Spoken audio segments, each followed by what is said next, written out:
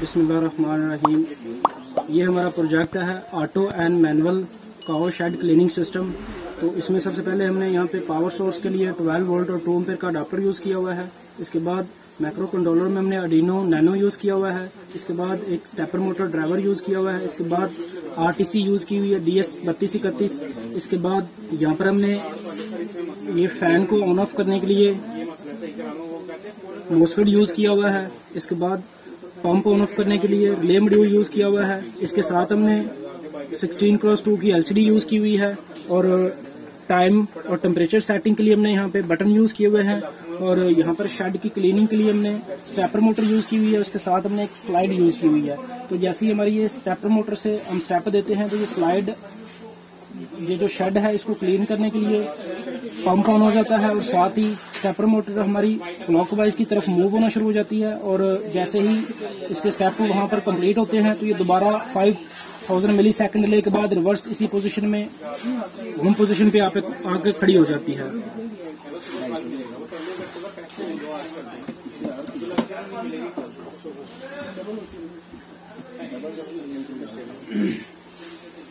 तो अभी हम इसको मैनुअली कंट्रोल करके चेक कर लेते हैं। तो मैनुअल में हम इसे अप वाला बटन प्रेस करेंगे तो ये शेड क्लीनिंग के लिए जो स्टेपर मोटर है ये क्लॉकवाइज की तरफ मूव होगी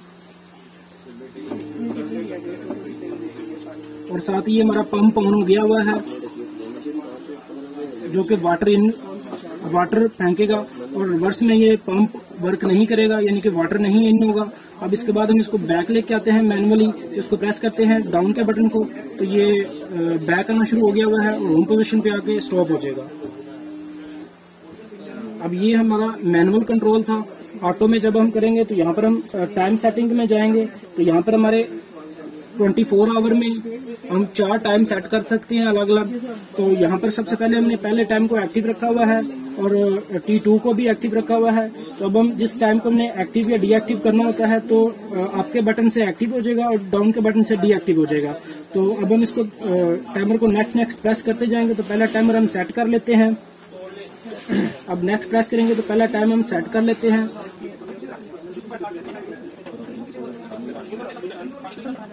तो अभी हम 45 या 46 टाइम सेट कर लेते हैं। इसके बाद इसको सेव कर लेते हैं। तो टाइमर 1 ही हमने सेट किया था, टाइमर 1 हमारा सेव हो गया हुआ है। अब जैसे ही टाइम हमारा 2046 पे जाएगा तो उस कंडीशन के ऊपर ऑटोमेटिकली ये स्टेपर मोटर क्लॉकवाइज की तरफ मूव होगी और 5000 मिली सेकेंड डिले के बाद एंटी क्लॉकवाइज की तरफ मूव हो जाएगी और होम पोजीशन पे आके खड़ी हो जाएगी।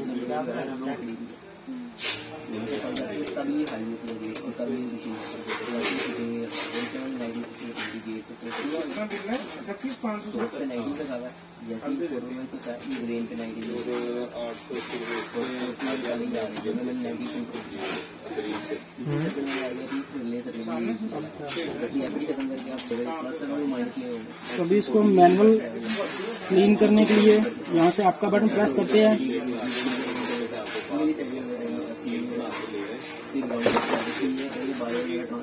तो वापस रिवर्स लाने के लिए हम डाउन का बटन प्रेस करेंगे।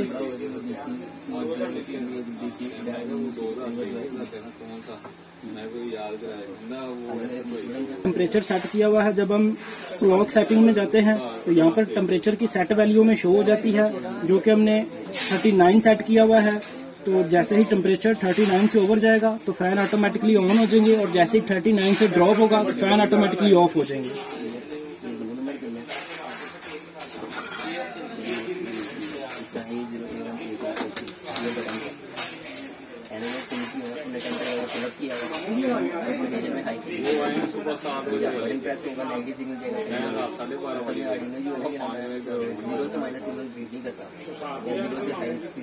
जैसे ही टेम्परेचर की वैल्यू